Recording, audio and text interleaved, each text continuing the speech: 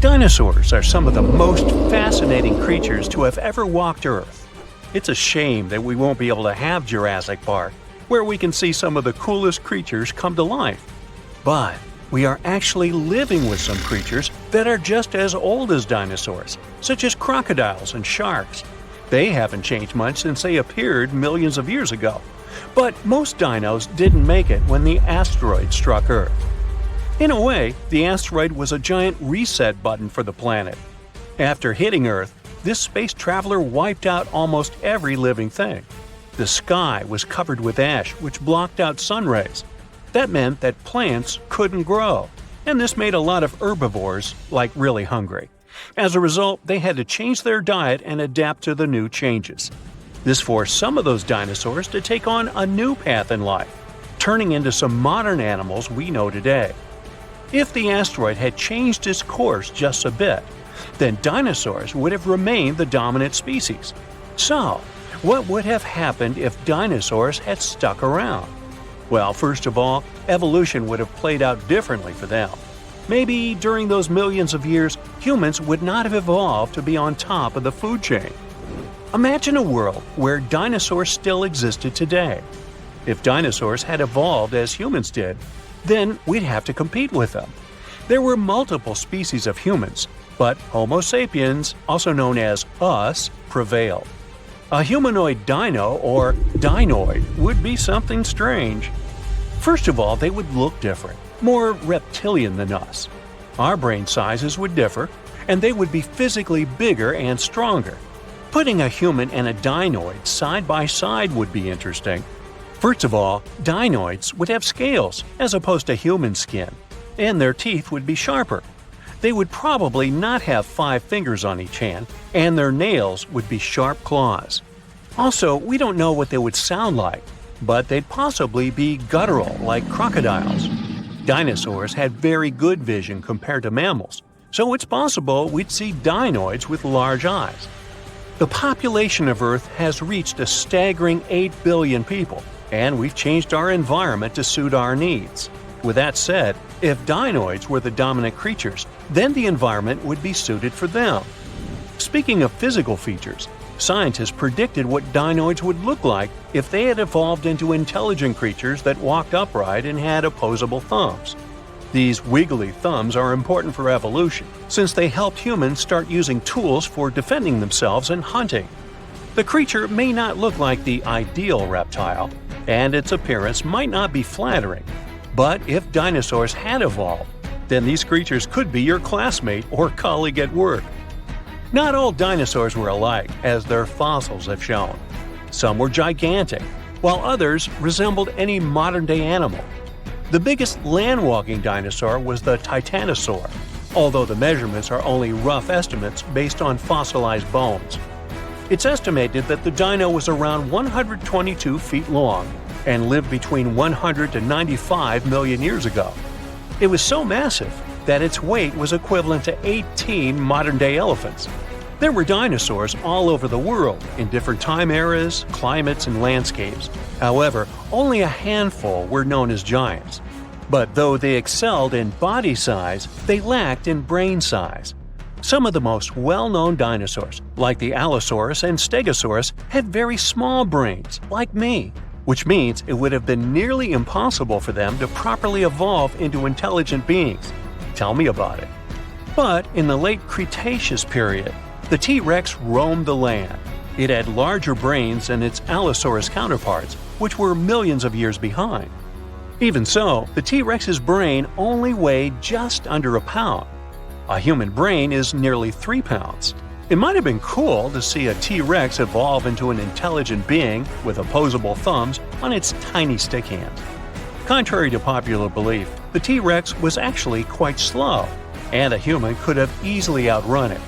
So we know that these days, they wouldn't belong in any competitive sports that involve running. We know that dinosaurs could be herbivores and carnivores. But throughout their evolution, one thing remained the same: they had small brains. Other forms of dinosaurs were around too, such as long-legged and horned dinosaurs. Either way, they were on top of the food chain even when little mammals had cameo appearances. We have to consider that when the asteroid struck and wiped out dinosaurs, mammals took over the scene.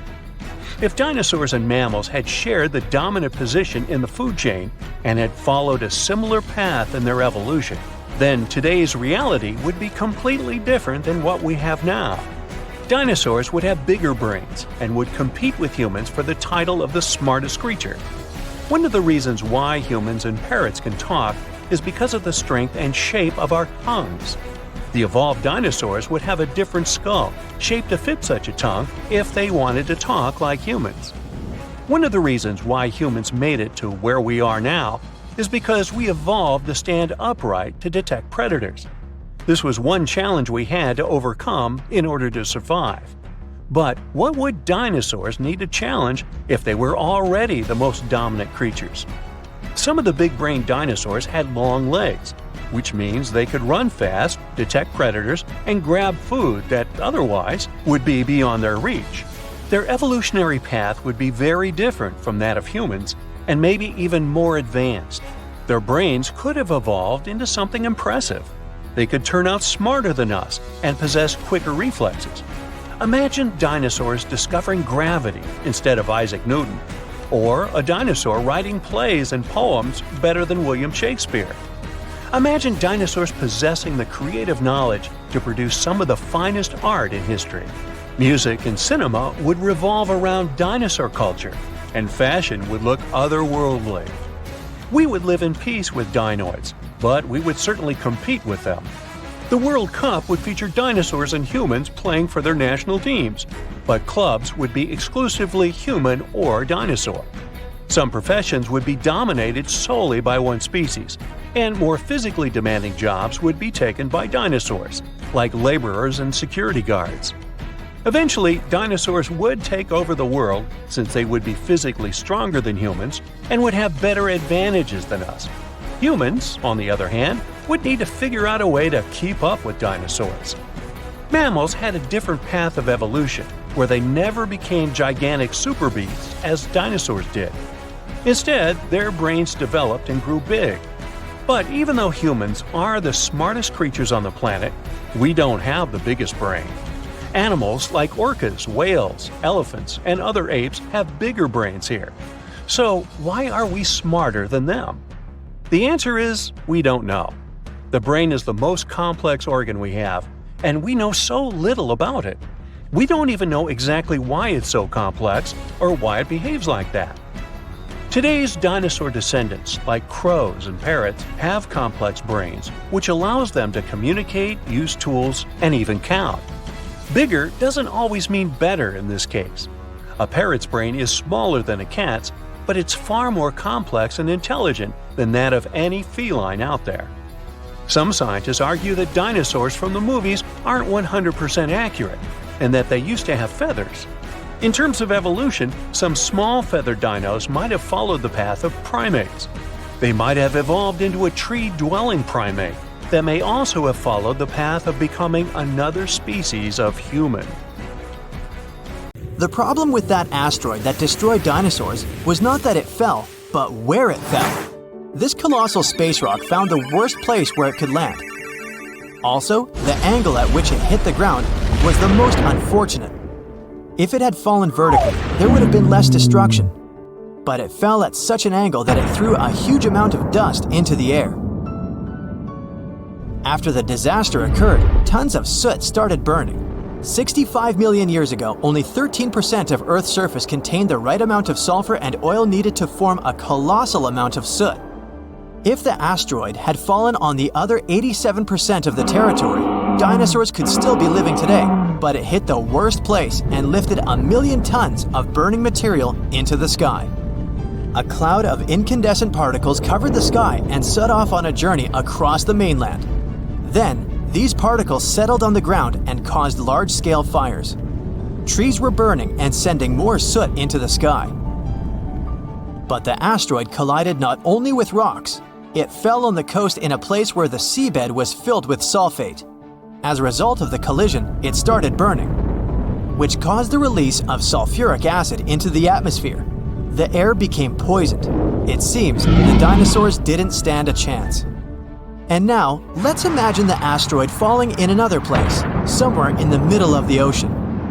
Huge waves flooded part of the land, but almost all kinds of dinosaurs survived. Or even better, the rock could have fallen somewhere in the desert and left behind a giant crater. That's all. Yes, several dinosaurs passing by wouldn't have survived the collision, but the situation wouldn't have been so critical in general. So, giant lizards remain dominant on our planet. They don't allow other animals to develop since Tyrannosaurus and other ferocious reptiles hunt mammoths and other ancient creatures. The population of mammals is decreasing. Velociraptors are fighting for territories with saber-toothed tigers and giant bears. A struggle for survival between dinosaurs and other animals begins. Then, the Ice Age comes, and some reptiles don't survive. Then, new players enter the field. Those are humans' early ancestors. Living side by side with dinosaurs is difficult. Lizards attack settlements and caves, so people have to build high walls for protection. By the way, the Tyrannosaurus poses less danger to people than you might have thought. According to the latest research, many creatures were able to run away from this monster. Yes, you probably saw how easily they caught up with cars in the movies, but it wouldn't be as scary in reality. Paleontologists and biologists have analyzed the strength of dino's bones and found out that the creature couldn't reach high speeds. The maximum it was capable of was running twice as slow as a field athlete. Thousands of years have passed. People have learned to live with dinosaurs. They've even managed to tame some lizards. They've domesticated herbivorous dinosaurs to develop agriculture. Triceratopses and bulls now plow fields together. Imagine farms swarming with diplodocuses or brachiosauruses. People climb their long necks and pick fruit from high trees. Stegosauruses protect pastures from wolves and velociraptors. Dinosaurs with shells, such as ankylosauruses, help people cross deserts. They, along with camels and donkeys, carry heavy loads. People share the planet with ancient lizards and live in harmony. The situation in the seas and oceans is much worse. Sea reptiles attack wooden ships and catch all the fish. Imagine that you're sailing to another continent with tons of grain, fabrics, fur, and other goods. And then a giant mosasaur appears on the horizon. It's one of the most powerful sea lizards. A great white shark looks like a small fish next to it. The creature could easily defeat a megalodon. And then it comes across a wooden ship. It bites into the deck and pulls the whole boat underwater. Water dinosaurs are the main obstacle to communication between countries. This slows the progress down for 100 years. People built metal ships to withstand the attacks of the mosasaur. And finally, they managed to establish sea connections. A similar problem occurs when the first planes take off into the sky. Imagine you're flying on a passenger Boeing. You look out of the window and see a pterodactyl. Wait, it's impossible. These winged lizards aren't so fast, but they can catch up with a helicopter or some old biplanes. This poses a serious threat to flights, so people install sound protection systems on board each aircraft. Pterodactyls hear irritating ultrasound from a distance and fly as far away from it as possible. People equip submarines and ships with the same sound shields. Then, after people have learned how to defend themselves from dinosaurs, another problem appears. Lizards are the kings of wildlife, so they displace all other animal species. Dinosaurs run across African savannas, and lizards with fur live in cold winter forests. Lions, wolves, and bears are not the rulers of the wild. Rhinos fight with Parasaurolophuses. Stegosauruses attack hippos and take away their territories. Venomous dinosaurs live in jungles. Lizards that can climb trees scare monkeys. Imagine a reptilian ape jumping from one branch to another. To save regular animals from extinction, people have to control the population of predatory reptiles. Huge parks and nature reserves appear in all countries. People transport dinosaurs there and separate them from other wildlife. Dinosaurs seem to be completely under control. When the danger caused by giant reptiles passes, people begin to breed smaller, harmless lizards. Someone buys a chameleon, and someone keeps a Microceratus at home. There are dinosaur exhibitions. People take these creatures for a walk as if they were dogs. Some people take selfies with reptiles, go shopping, and sit in cafes with small lizards. Dinosaurs aren't formidable now. They're kinda cute. People ride horses, camels, Parasaurolophuses, and Pachycephalosauruses. Of course, many have tried to tame velociraptors, but failed. Those are dangerous reptiles and they don't know how to obey. Taming them is almost as difficult as taming an alligator. But dogs and cats are still more popular because they're more intelligent. The brain of a dinosaur is almost the same as that of a chicken. But who knows, if they had lived to this day, perhaps they would have evolved into smarter creatures. Just imagine if dinos were intelligent. In this case, people would have a big problem. Some scientists think that even if a meteorite hadn't destroyed the dinosaurs, they wouldn't have survived to this day. They needed to carry their own colossal weight at all times. It was an enormous load on their bones and joints. Most dinosaurs wouldn't have been able to survive the Ice Age with such characteristics, but smaller lizards might have succeeded. Fast and agile dinosaurs, such as velociraptors and Pachycephalosauruses, would have survived, but in what form? Could dinosaurs have already evolved into something else? Look at the good old chicken. Many scientists believe it's a direct descendant of the formidable Tyrannosaurus. Somewhere deep inside the bird's DNA, there are genes that the dinosaur had. Yep, it's hard to believe, but look at the chicken's body structure and how it walks. Remove the plumage, cover the creature with scales, and give it toothy jaws instead of a beak. And now, you have a mini T-Rex in the coop. And by the way, not only chickens might be the relatives of giant lizards, many birds are dinosaurs' living descendants. Surprisingly, alligators, snakes, crocodiles, and monitor lizards are not as close to ancient reptiles as pelicans, storks, and other flying creatures. Over millions of years of evolution, the paws of dinosaurs turned into wings, and toothy elongated jaws ended up as beaks. The genetics of birds is the key to understanding dinosaurs. Pelicans are similar to pterodactyls, ostriches to velociraptors. Perhaps many other animals also share some genes with ancient lizards. If the meteorite hadn't fallen, all dinosaurs would have evolved into completely different, unusual creatures.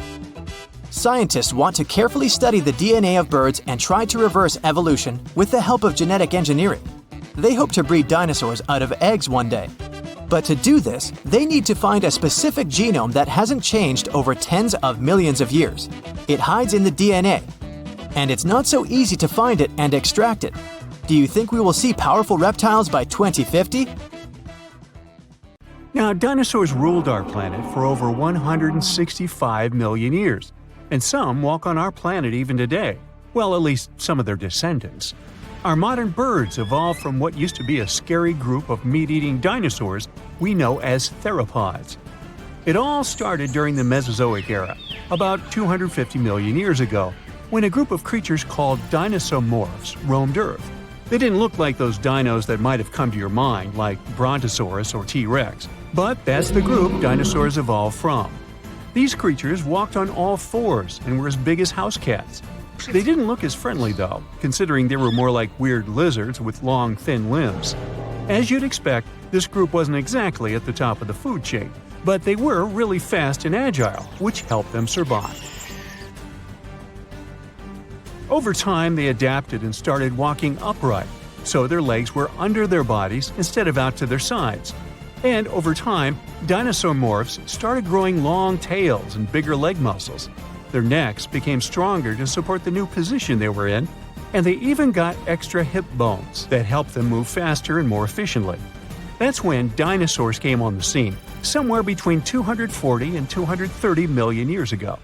Their name comes from the word dinosauria, which means terrible lizard. The oldest dinosaur fossils belong to these fellas that lived in Argentina. This one is even older, but we're still not sure if it's a real dinosaur or its relative, Dinosaurmorph. Now, considering the size of their ancestors, dinosaurs weren't large at the beginning, more like dogs or horses. There weren't many species back then, so if you could go back to that time, you'd see a bunch of reptiles walking around on two legs. But as time went by, they adjusted to different environments, and we got more interesting groups. For example, small and fast predators, like this guy. They all fall into the category of archosaurs, a group that also includes pterosaurs. Yup, their name may not imply it, but these are not dinosaurs. As some dinosaur morphs evolved into dinosaurs, they got certain advantages, like arms. They could do much more thanks to that. Some could catch prey using their hands, others could grasp branches. Now, the freedom they got by moving their arms later helped some of them evolve into birds and start flying. Dinosaurs were probably warm-blooded. It means they could stay active all the time. They didn't depend on the conditions around them like, for example, reptiles do. The latter are cold-blooded, and they have to rely on their surroundings to regulate their body temperature. Dinosaurs didn't rule the animal kingdom for the first tens of millions of years of their existence either. Crocs were at the top of the food chain back then. Then the Jurassic period hit, and new kinds of dinosaurs showed up, like those giant plant-eating dinosaurs, for example, sauropods. You know them, dinos with long tails and necks that could eat plants at different heights, such as Brachiosaurus. Allosaurus is another famous dino from that time you will probably recognize. Spikes on the tail, bony plates on the back, good old Stegosaurus. The Jurassic period was that time when dinosaurs started to get bigger and bigger. Then the Cretaceous period came along, and finally these magnificent beasts reached the peak of their fame. That was the time when the mighty T-Rex took the throne and got to the top of the food chain. T-Rex probably lived around 28 years, but it reached adult size really fast. Now, it wasn't easy to survive back then. T-Rex falls into the category of tyrannosaurs, and scientists have found out those fellas were fierce even when they were at a pretty young age. They discovered a fossil of a teenage tyrannosaur that was 75 million years old, and it had 2 baby dinosaurs inside its stomach. They realized that when tyrannosaurs were at a young age, they went for small dinosaurs, such as these guys, their dino cousins. As they grew older, they started taking on bigger challenges, like those peaceful giant dinosaurs that like to hang out with their group and eat plants. But large predators weren't the only ones that would have made you shiver with fear. That was also the time when fast and smart creatures called velociraptors show up.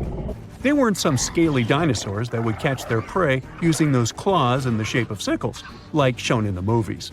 Their bodies were covered in feathers, and they would grow up to 100 pounds, which is about the size of a wolf. And to bust one more myth, they didn't hunt in packs. Velociraptors probably preferred to hunt solo and use their claws not to slash their prey, but to clutch it. T-Rex and Velociraptor fall into the group called theropods. We mentioned them at the beginning, the creatures today's birds evolved from. But even though velociraptors were covered with feathers, they still couldn't fly. Their wishbones weren't shaped in a way to support flying, and their arms were too short. Maybe it was better that way because during the Cretaceous period, flying dinosaurs called pterodons were the ones that took over the skies. Things had been going really great for dinosaurs until one unfortunate day 66 million years ago when an asteroid hit our planet.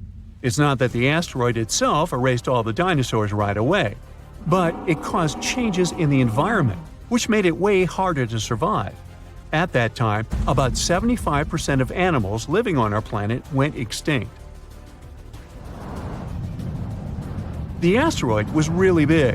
When it hit Earth, it created a giant crater in the Yucatan Peninsula and sent a lot of debris into the atmosphere, which blocked the sun right away. For months, dense clouds of dust blocked sunlight. Our home planet was darker and colder than before, which wasn't good for plants. Creatures that ate plants couldn't survive those changes either. So it all turned into a chain reaction when most of the ecosystem collapsed. When the dust finally cleared, all those greenhouse gases that had formed after the impact made temperatures go way higher than they had been in a really short period of time. All land animals that weighed more than 55 pounds were gone. But not everything disappeared. There were fewer plants, but they were less affected than animals, all because their pollen and seeds can survive really messed up conditions for a longer time. So, what we have today is basically the seeds we were left with back then. After the asteroid hit, flowering plants dominated our planet. All non-bird dinosaurs went extinct too. Some species survived as birds. At first, those brave survivors were small, but later, birds evolved to bigger sizes. Now, there's a study that says that if the asteroid had slammed into some other spot on Earth, the fate of many creatures and plants would have been very different. If the rock had fallen maybe a couple of minutes later, it would have hit deeper waters. Less rock would have vaporized and risen to block out the warmth and light coming from the sun. In that scenario, we'd probably still have dinosaurs around. For example, Triceratops was one of the last dinos that had nothing in common with birds. If the asteroid had missed our planet, we would see some of them still roaming around, but since evolution never rests, maybe in a little bit different form. Hundreds of dinosaur species roamed our planet, and researchers give a name to a new type approximately every 2 weeks.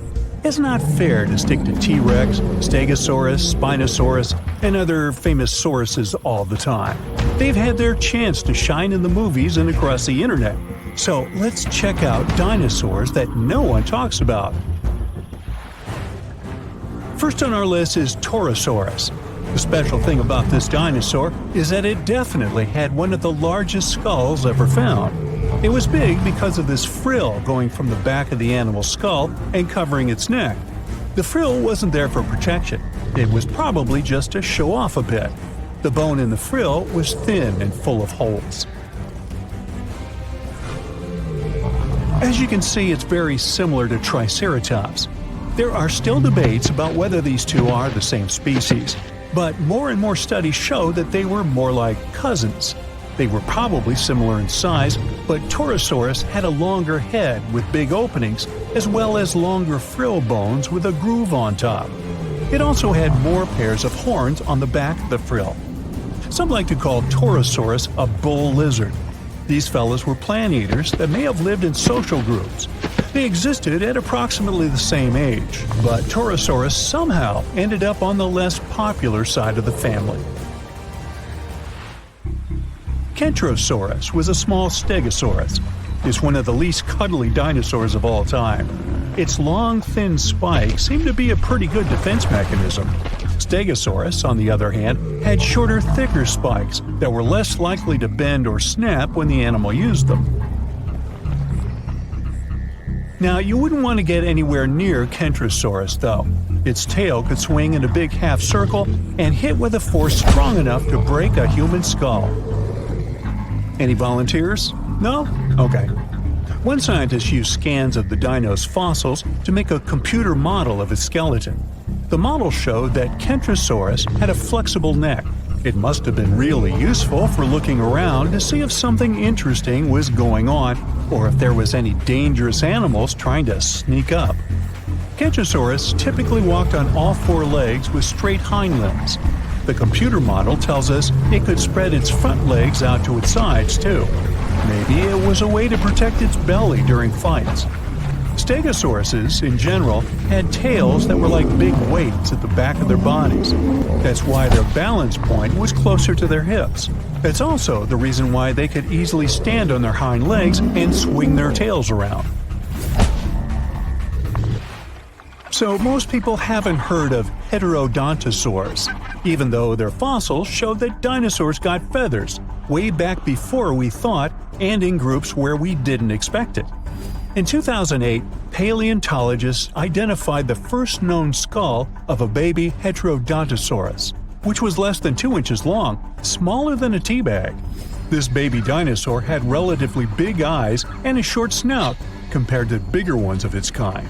Now, what's really interesting is that some scientists used to think that Heterodontosaurus's tusks, like those of modern warthogs, only appeared when they were fully grown. But it seems they had them from the early stages of their life. Heterodontosaurs had 5 fingers on each hand, 2 of which were opposable. It was a good tool, considering the animal probably ate both plants and meat. Humans have different types of teeth, some for biting, some for chewing, and also canines. But most reptiles have just one kind of teeth. Heterodontosaurus was special because it had 3 different types of teeth: small peg-like ones, big teeth resembling canines, and square-shaped teeth that did the cutting job. Scientists are not entirely sure how this creature used these different types of teeth. Maybe it was for digging up roots, breaking into termite nests, or even defending themselves against dangerous animals. Okay, say this name with me now: Psittacosaurus. She was quite a common dinosaur in its time, but she never still gained popularity. Scientists found out that when these dinosaurs were young, they probably crawled, considering they had longer arms and short legs. But as they got older, between 4 and 6 years old, their hind legs started growing much faster and became much longer than their front legs. So later in life, they likely didn't move on all fours anymore, but walked on 2 legs. Inside the stomach of one of these creatures, scientists found pebbles. This shows the animals either had a hard time digesting what it ate, or it didn't chew its food very well. Its beak looks quite familiar. That's how it got its specific name, a parrot lizard. It was really strong, and some believe the creature used it to crack and open tough nuts and seeds before the pebbles in its stomach helped mash them up for digestion. These guys might have been good at swimming. They had broad feet, and the shape of their tail could have helped them move in the water relatively easily. Some scientists even believe they might have spent most of their life swimming in rivers and lakes. In 2004, researchers found something really sweet: 24 young parrot lizards huddled together. They were too big to be hatchlings, so it could be a bunch of teenagers who had left their nests and then formed a group where they could support one another and defend themselves better. But apparently, that plan didn't work out so well. Now, check this one out: Stygimoloch, or as they call it, Styx demon. We're looking at a peaceful plant-eating creature with bony spikes and knobs on its skull. Most scientists believe it was a younger form of this fellow, even though they used to think they were a separate species. Stygimoloch is smaller than its more popular cousin, but it's also more robust and has a pretty thick neck. This dinosaur, with small forelimbs and long hind legs 3 feet high, which is half as high as an average human. That doesn't sound dangerous in the world of giant and fierce dinosaurs, but the animal had a very thick skull roof. Maybe it wasn't the strongest tool to defend itself, but it probably helped in combat with rivals from its own species. They most likely headbutted to win the hearts of their chosen ones. But rivals from its own herd were a piece of cake compared to the predators that might have gone after it. After all, this dino lived at the same time as old T-Rex. Now, when someone tells you to picture a dinosaur, Chisaosaurus would probably be the last thing coming to your mind. It looks as if you've put together pieces of random animals and tried to make your friends believe this truly was a real animal that once roamed the earth. But it's actually a dino, with giant sharp claws on its forelimbs, a bulky body, and a long neck ending with a tiny head. Now, don't let the claws scare you though. These creatures didn't go after other animals since they were herbivores, but these claws could protect the animal from intruders and predators. The full scientific name of this creature describes it as a giant sloth-like reptile from China. This animal was one of the biggest and oldest members of the group where it belonged, which lived around 115 million years ago. No, I wasn't around then. At first, it was hard to tell which animals were related to this weird-looking dinosaur. But in the 1990s, scientists made a conclusion that they were modified plant-eating theropods, which is similar to carnivorous dinos. They also most likely had feathers and small wings, like some sort of a very big turkey. Hey, want to take a wild trip back in time to the Jurassic or Cambrian era? Trust me, it's gonna be a wild ride, but surviving in those ancient environments would require some serious skills. At the start of the Cambrian era, the air would be as thin as at the base camp of Mount Everest, but the climate was actually pretty chill and consistent back then. However, there was one teeny tiny problem: no land plants or animals to feast on. So forget about firing up the grill for a juicy steak. Instead, you'd have to come up with creative ways to catch trilobites and other funky-looking shellfish. Good luck finding a spear without any wood or a fishing net without any plant fibers. And get ready to eat them raw, unless you can figure out how to extract oil from these creatures or burn dry seaweed. But wait, if you're looking for a more comfortable existence, you gotta travel to 100 million years ago, to the Silurian period. Here, things start to get a bit easier. The air is still thin, but there's a bit more oxygen to go around. Plus, the climate is warmer and cozier. Simple land plants have finally made their debut.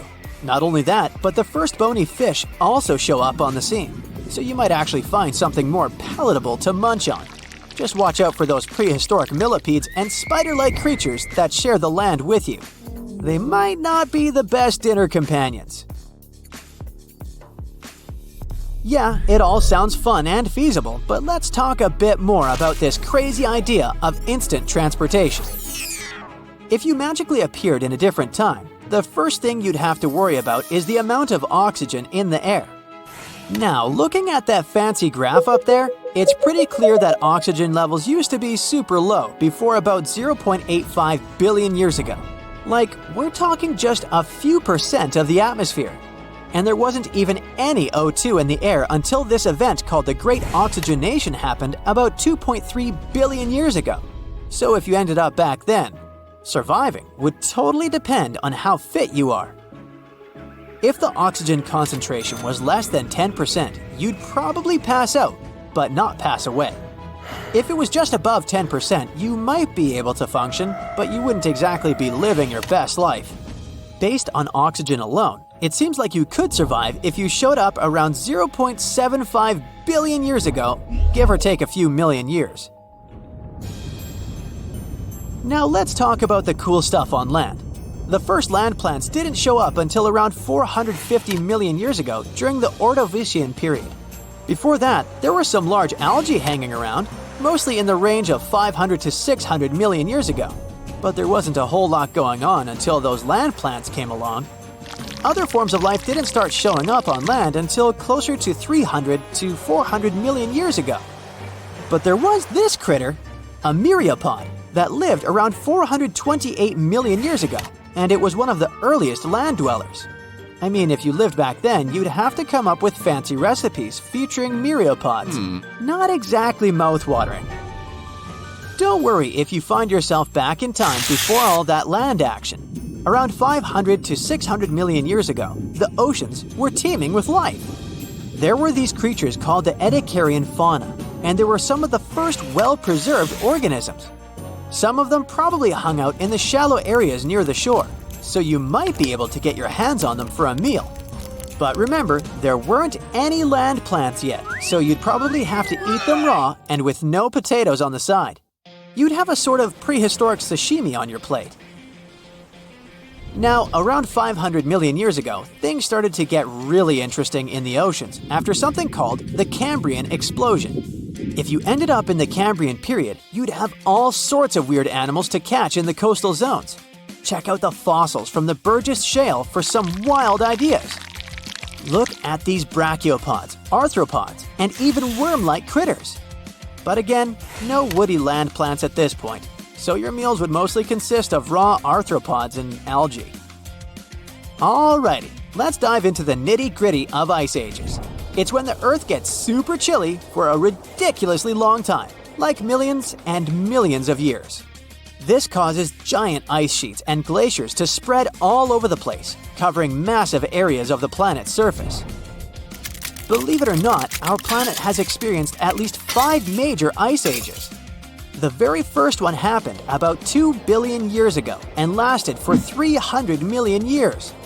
The most recent ice age kicked off at around 2.6 million years ago, and we're technically still in it. So, we're in the middle of an ice age, but we're not currently living in an icy wonderland. That's because we're currently in an interglacial period. During an ice age, temperatures go through ups and downs. When it's warmer, those ice sheets and glaciers start to melt, creating what we call interglacials. And when it gets colder, they expand again, which we call glacials. So right now, we're enjoying the warm interglacial period of the most recent ice age, which kicked off around 11,000 years ago. When people mention the Ice Age, they're usually talking about the last glacial period that started around 115,000 years ago and ended roughly 11,000 years ago when our current interglacial period began. During that glacial period, things were way cooler than they are now. At its peak, when ice sheets covered most of North America, the average global temperature was about 46 degrees Fahrenheit. That's a whole 11 degrees Fahrenheit cooler than today's global average temperature. That temperature difference may not seem like much, but it was enough to turn most of North America and Eurasia into ice-covered landscapes. The Earth was also a lot drier, and sea levels were way lower because most of the water was trapped in those ice sheets. We're talking vast steppes, dry, grassy plains as far as the eye can see. And let's not forget about the savannas, warm, grassy plains, and deserts that were also part of the icy scene. During the Ice Age, there were some familiar critters roaming around, like brown bears, caribou, and wolves.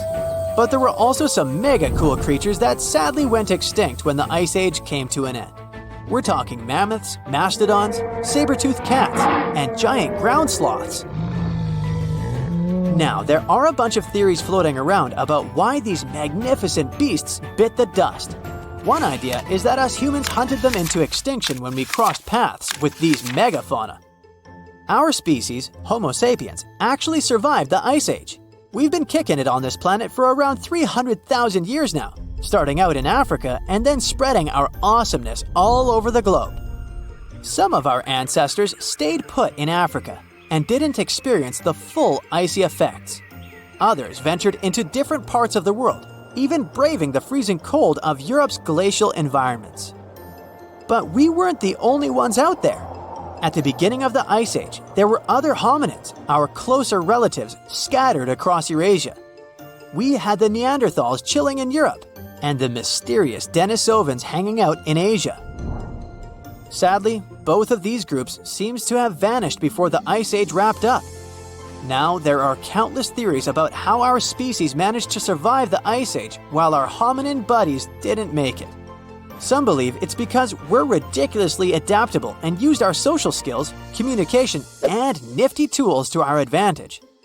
And get this, humans didn't just hunker down during the Ice Age. Nope, we explored new territories and made ourselves at home.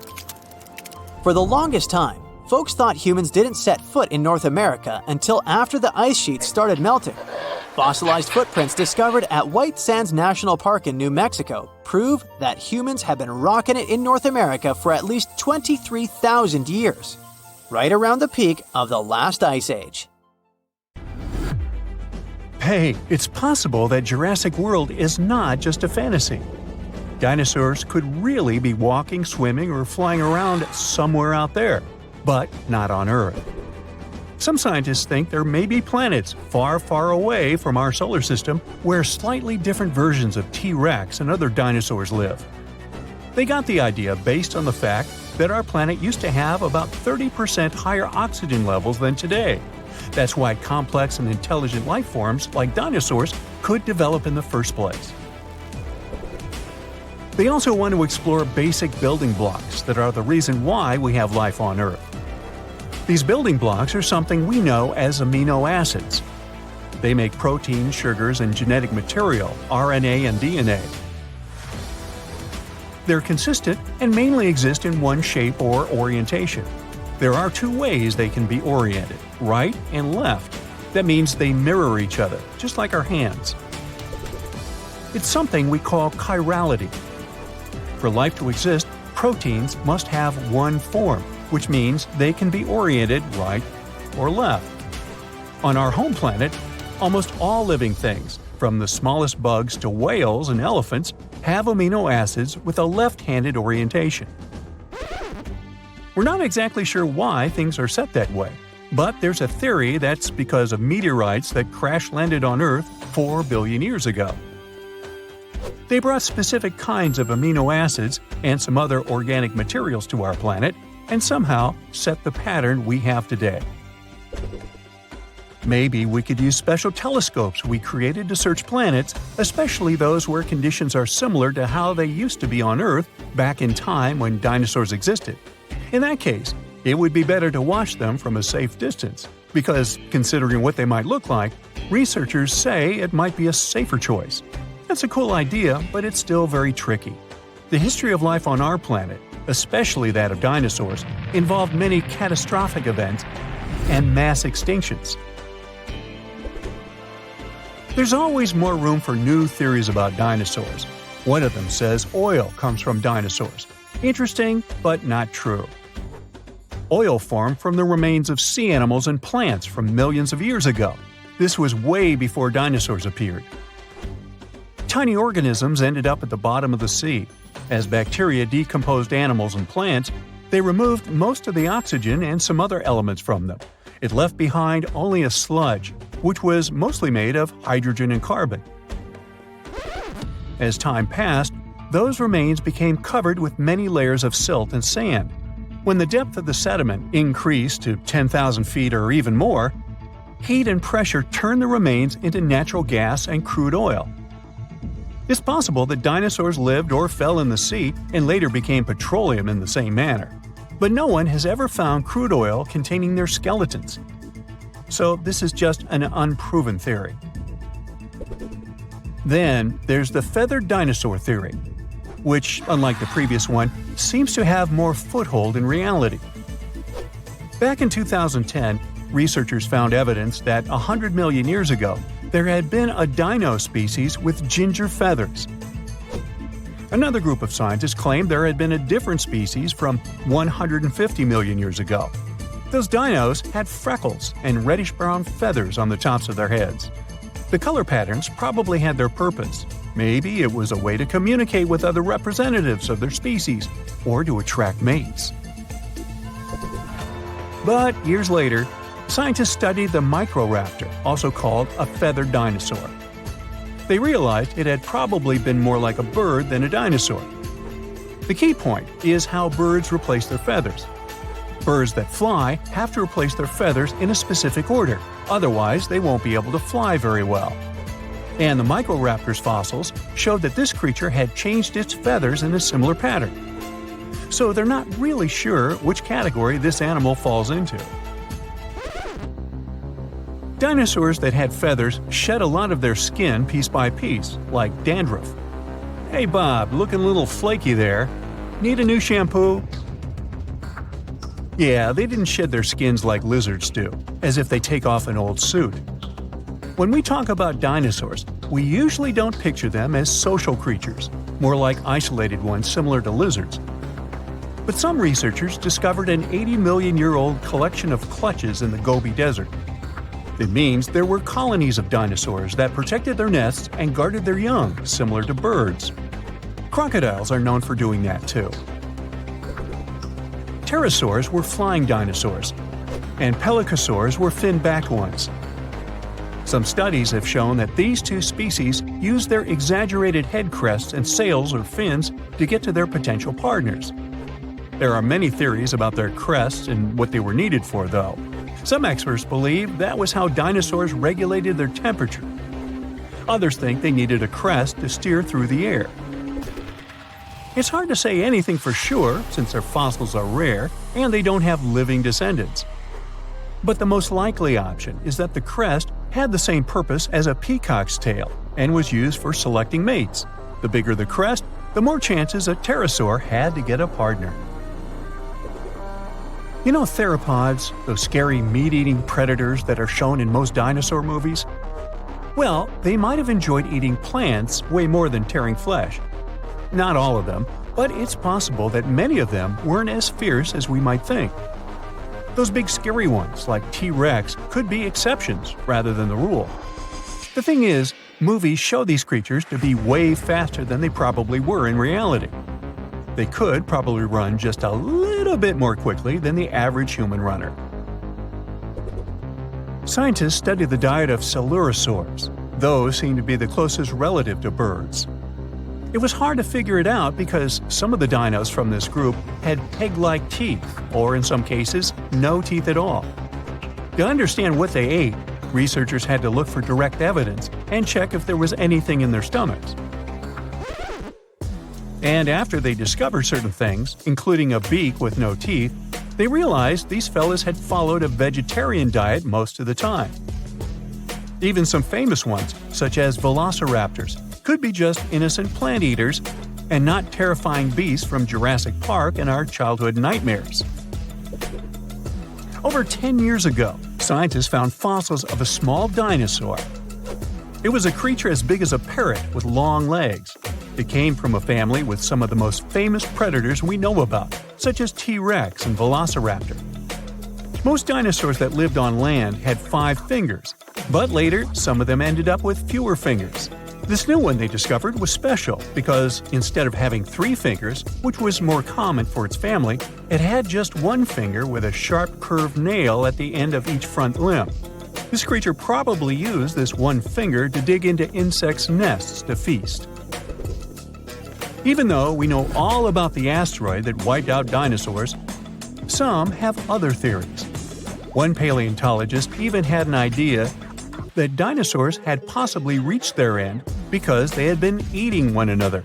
This especially worked for ancestors of fierce, scary predators such as the Tyrannosaurus rex. It's possible they ate so many eggs of other dinosaurs that many species just went extinct.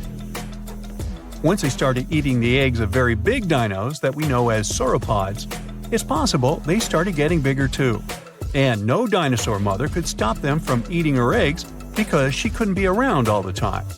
There were other big predatory animals that ate eggs, even early mammals. But in any case, later research showed dinosaurs couldn't have eaten enough eggs to have caused mass extinction. And that's all I have to say about that. Now, thanks to new fossil discoveries and technologies, we're getting to learn more and more about the biology of dinosaurs.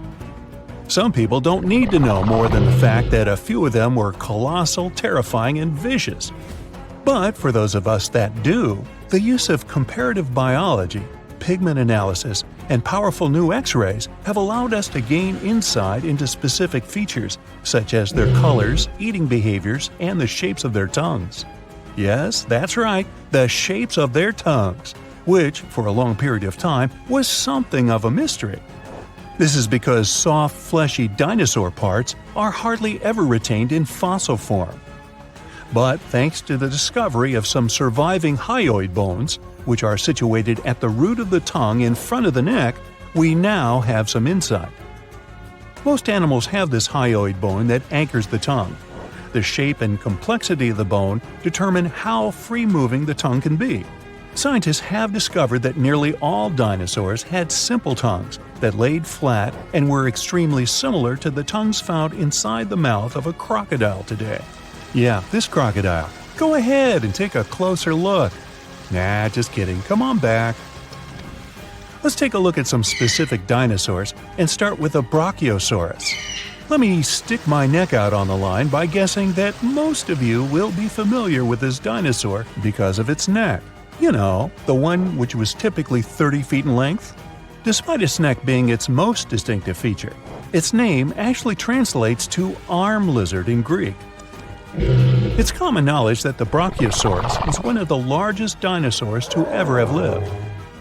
On average, it reached 76 feet in length and 40 feet in height. That's roughly the length of 2 school buses and as high as a 4-story building. None of which were around in the era of the big guy here. Fragmentary leg bones and vertebra of even larger dinosaur species are known, but these skeletal remains are too incomplete to determine their exact size. So this guy may have been the largest dinosaur ever. A renowned herbivore, thank goodness.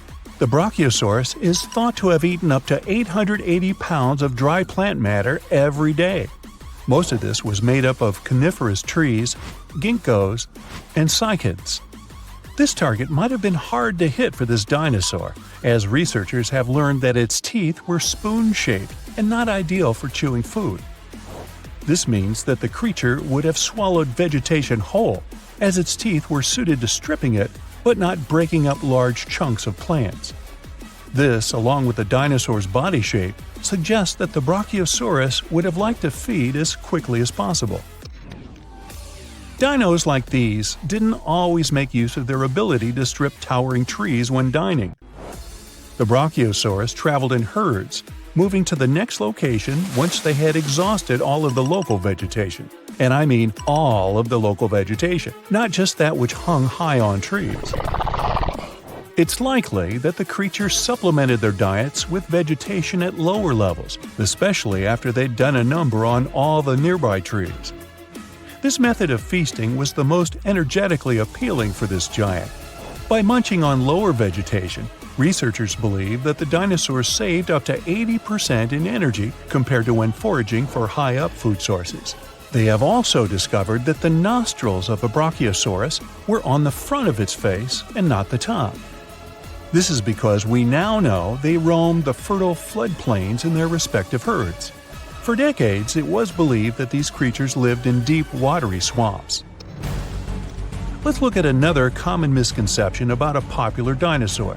Please put your hands together for the Tyrannosaurus rex, which is arguably the most famous of all dinosaurs. Discoveries from the past 100 years have revealed that theropods had heavily feathered skin. Theropods are the family of dinosaurs to which the T-Rex belongs, so naturally, people began to think that the creature would have been covered in feathers as well. However, a study from 2017 took skin impressions from the iconic dinosaur and found no evidence of the structures required to support feathers. If a T-Rex did have feathers, they would have been limited to its back. Researchers accept that other large dinosaurs of the same family as the T-Rex have been discovered with their remains covered in feathers.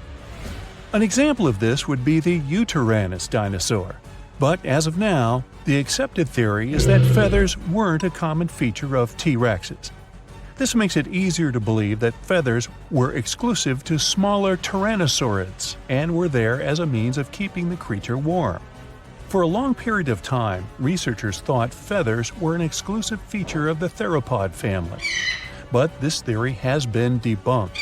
Just like the kid at camp who was kicked out of the top bunk. You know, debunked. Anyway, fossil evidence discovered in Siberia now suggests that multiple different family groups of dinosaurs had feathers. The Siberian fossils in question belong to another species of dinosaur, Calindrodromeus zebucolicus. Oh, you think I mispronounced that? Okay, prove it.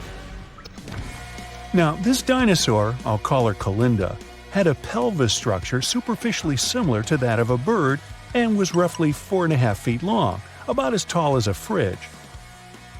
Since the purpose of feathers on dinosaurs was for warmth, it's quite possible that dinosaurs from cold weather climates had more feathers than their counterparts in warm weather climates.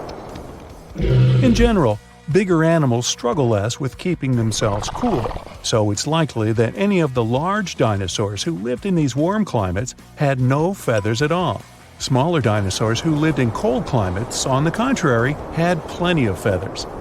We now even understand what some of the designs and patterns of these feathers on dinosaurs looked like, thanks to the discovery of an ornithomimus, complete with feather and skin impressions. The name of this dinosaur is derived from Greek and actually translates to bird mimic. They were typically 11.5 feet in length, nearly as tall as a giraffe, and despite being omnivorous, had no teeth. Its other distinctive features include 3 fingers, which were all unusually the same size and length. And despite their thin-boned skulls, they also had large brain cavities. Their legs were extremely long, in particular their foot bones. Combine this with their toothless beaks and long necks, and yep, it must have looked a lot like an ostrich. Although they're not as big as the Brachiosaurus or dinosaurs in general, they are bigger than any other bird in the world. And it wasn't just the body limbs of an ornithomimus that made it resemble an ostrich. They also had very similar feather patterns. Their heads, necks, and lower legs were mostly bare of feathers, but the rest of their bodies were well coated in downy plumage. This is what you call a bird's layer of feathers as a whole. It's possible, like an ostrich, that the dinosaur would have used this unusual feather pattern to regulate its body temperature. Despite some dinosaurs possessing feathers like birds, on top of also being their distant relatives, dinosaurs didn't have the type of feathers required to fly for most of their existence. Feathers found in fossil impressions or preserved in amber have allowed researchers to gain insight into why these creatures weren't very aerodynamic. The structure of these feathers appears to be very simple, with a poorly defined and flexible central shaft. These feathers would have better served any dinosaur as a fashion statement, as they would have helped attract the attention of other dinosaurs. These feathers also would have had the ability to regulate body temperature. Surprised to hear that dinosaurs had ostrich-like feathers? Wait till I tell you that their prehistoric distant reptile cousins had something that looked like fur. Allow me to introduce you to the pterosaur. Its name is derived from Greek and translates to winged lizard. Just like dinosaurs, they were initially thought to have scaly or leathery skin all over their bodies. But over the course of the 20th century, fossil examinations revealed that many parts of a pterosaur's body were furry. The wingspan of a pterosaur could reach the length of over 23 feet, about as long as a London bus. Its toothless jaw was very long and resembled that of a pelican. How could something that looks like a pelican be so terrifying? These creatures were coated in pycnofibers. Those were simple structures, feather-like in composition, but strand-like and fuzzy like fur. Further research suggests that some parts of the pterosaur's body had more complex kinds of feathers with branching strands. If this is accurate, it would be the first time feathers were found on an animal that was neither a dinosaur nor a bird. It was a 40 feet long and 12 feet tall beast, the king of dinosaurs. Its massive and muscular body weighed up to 8 tons. Its serrated teeth were sharp, and its jaws had a bite so strong they could crush a car. The creature had 2 powerful legs. It lived in forested river valleys all across North America, almost 70 million years ago. I'm talking about the most famous movie star among dinosaurs, T-Rex. It was very smart, with a brain twice as big as that of any large meat-eating dino. It was slower than other hunters, developing a speed of up to 12 miles per hour. Its other weakness was its small arms. Some scientists think they were just an evolutionary leftover, like the pelvic bones of some snakes. But others believe T-Rex used its arms to hunt. Its 4-inch claws helped the animal out. T-Rex was undoubtedly frightening, but surprisingly, there were even scarier dinosaurs in the past. Around 100 million years ago, there was a giant creature with the name that meant a spine lizard. It was Spinosaurus, the largest carnivorous dino. It was bigger than T-Rex and could grow almost 60 feet long. Its weight could be as great as 22 tons. The animal had long spines on its back. They could grow up to 7 feet long and were connected by folds of skin. They formed something that looked like a sail. Some scientists think it was a hump Spinosaurus used to store water. This dino had dense bones and short hind limbs. Researchers believe that these dinos could use their flat and wide-clawed feet for paddling. This was the first dino that could ever swim. Unfortunately, it couldn't process smells like most other theropods. These were a group of 2-legged carnivorous dinosaurs that appeared on Earth 230 million years ago. That's why the animals the creature hunted could hide from it on land. The Spino dino spent most of its time in the water. It roamed the swamps of North Africa and mostly fed on fish, big prehistoric sharks, and sometimes other dinosaurs. It had a long, thin, and narrow snout like a crocodile. Unlike other dinos of its kind, which had curved teeth, Spinosaurus had conically shaped straight teeth. Giganotosaurus, which is the Greek word for giant southern lizard, was considered the largest meat-eating dino until Spinosaurus was found. It lived around 100 million years ago in South America, around 30 million years before T-Rex appeared there. It was longer and taller, but more slender than T-Rex. And while T-Rex had 2 fingers, this giant had 3. It walked upright on its 2 big and very strong legs. Its tail was pointed and thin, which helped the creature make fast turns while running and keep its balance. The animal could move at a speed of up to 31 miles per hour. T-Rex's maximum speed was 25 miles per hour at the most. Any faster than that, and the giant could lose its balance and fall over. Giganotosaurus had 2 arms with sharp claws. It was mostly an opportunistic meat eater feeding on everything it found on its way. Its bite wasn't as strong as T-Rex's, but it still managed to deal with some bigger animals, like herbivore dinosaurs. Maybe there was even an Dinosaurs among them, the biggest animals ever found. It's hard to imagine how Giganotosaurus could take down a 50-ton beast on its own. That's why scientists think they may have hunted in groups. The animal's only weakness was its small brain. It was twice smaller than T-Rex's. This means the T could at least win a chess game. Big retractable sickle-shaped claws in the creature's feet are great for cutting. Ladies and gentlemen, welcome Utahraptor. That's a mini T-Rex that lived 125 million years ago. If a big T-Rex was coming for you, you could hide under a rock or some other place where it wouldn't be able to reach you. But there would be no place where its mini version couldn't follow you. Discovered in Utah, strong, toothy, and armored with huge claws, more than 9 inches long, an adult Utahraptor was 20 feet long and 5 feet tall at the hip. These creatures were covered in feathers. This is why fully grown animals look like gigantic turkeys. The Utahraptor's main weakness was their size. They were a bit smaller than many other dinos, but these guys made up for that by hunting in packs. Allosaurus, which means a different lizard in Greek, was a massive carnivore reaching 40 feet in length and weighing 2 tons. It roamed the Earth around 150 million years ago. Similar to T-Rex, this dino had strong back legs and a large snout. Its mouth was full of sharp teeth. The animal easily lost them when eating, but they usually grew back. Allosaurus was already fully grown by the age of 15, and its lifespan was around 28 years. The creature had a short neck and a long, narrow skull, disproportionately big compared to the rest of its body. This dino also had a pair of horns above its eyes and ridges along the top of its nasal bones leading to those horns. Allosaurus chased big herbivore dinosaurs. When several Allosauruses gathered in a group, they could take down even such colossal creatures as Apatosaurus. But scientists still doubt if they could cooperate, because these dinos were generally not too friendly toward one another. Some of the animal's bones had an hourglass shape, which made them lighter and reduced their strength. They were similar to the hollow bones modern birds have. Another weakness of this dino was its bite. It was less powerful than that of some modern animals, like lions, alligators, or leopards. Scientists think Allosaurus may have used its skull as a hatchet. The Rizinosaurus was one of the freakiest dinos out there. It lived 100 to 60 million years ago. It had a very small head and bizarre feet with 4 toes, unlike their ancestors that had 3. Its body was covered with feathers. This weirdo had the longest claws scientists have ever recorded. They were 3 feet long each. These claws were curved and sharp. The dino used them to collect plants for lunch. Scientists are still not sure if this creature was a herbivore or carnivore, or both. The dino had a long neck. There were no teeth in its upper jaw. Its wrist bones were like the ones modern birds have. The Rizinosaurus might have evolved from a meat-eating to plant-eating animal throughout time. Unfortunately, in comparison with meat-eaters, herbivore dinosaurs were much weaker, and still, those claws could make its enemies think twice. High-spined lizard, or a Acrocanthosaurus, lived 110 million years ago. It was 2 feet shorter than T-Rex but had a similar body structure.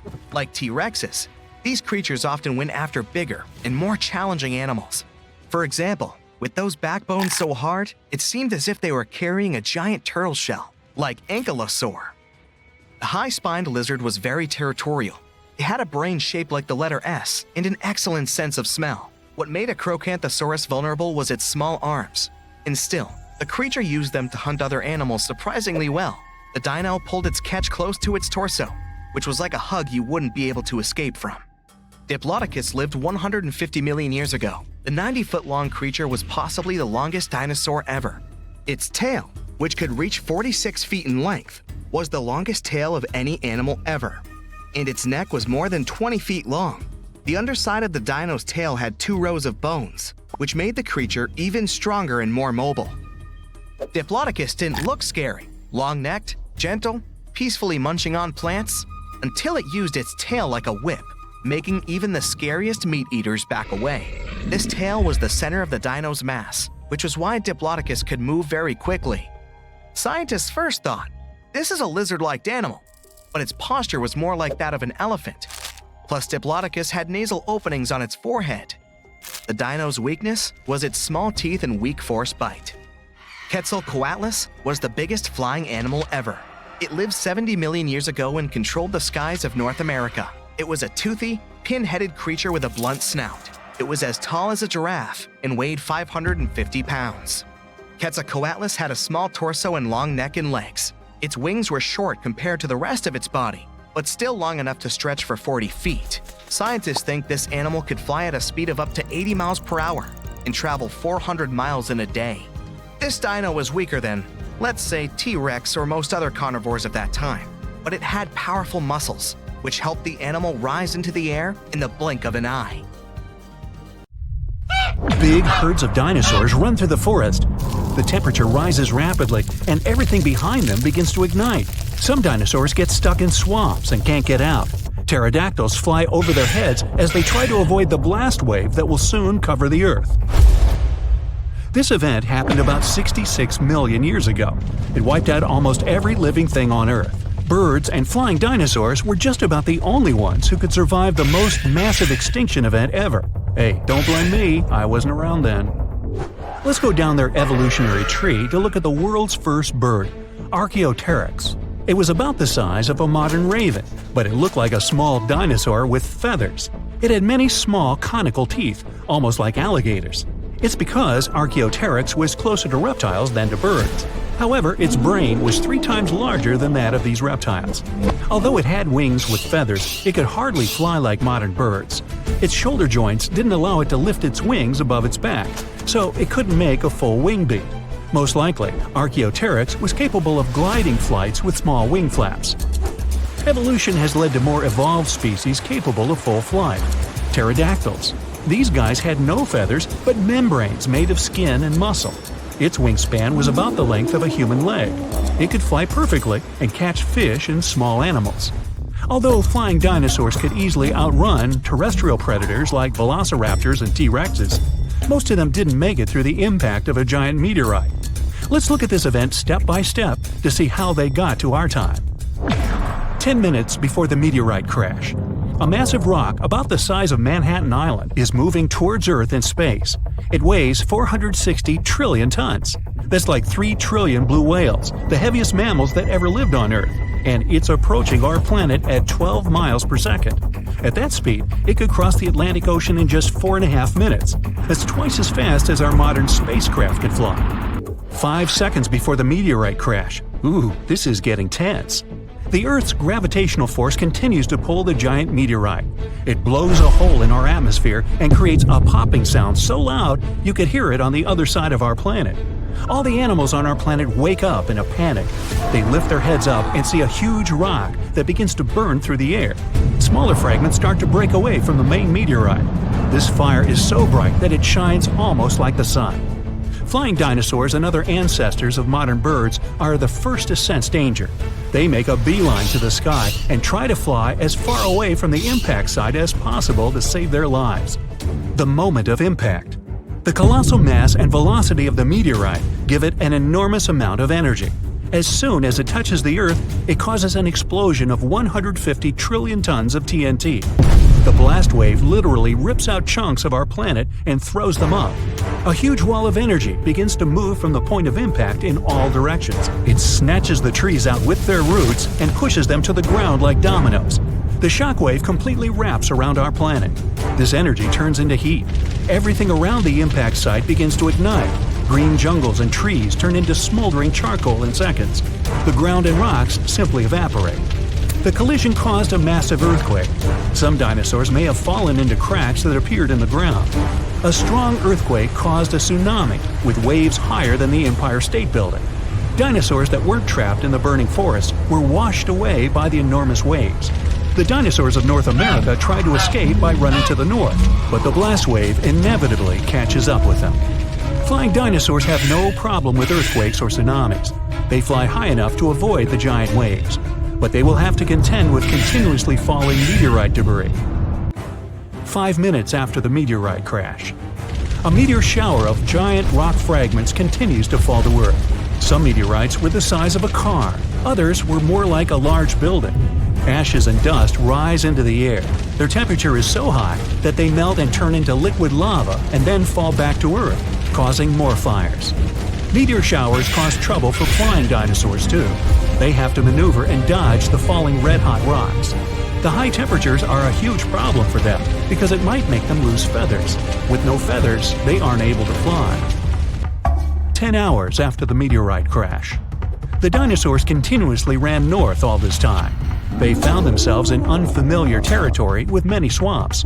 Giant dinosaurs like T-Rexes have legs as long as an adult human's height. They have a chance to get through this terrain, but if they fell, they could never get back up. The smaller dinosaurs like Triceratops had short legs and couldn't go through the dense swamps. 1 month after the meteorite crash, 15 trillion tons of ash were ejected into our atmosphere. A dark cloud blocked the sun, and the Earth was immersed in complete darkness. Surviving plants couldn't feed on the sun's energy and stopped producing oxygen.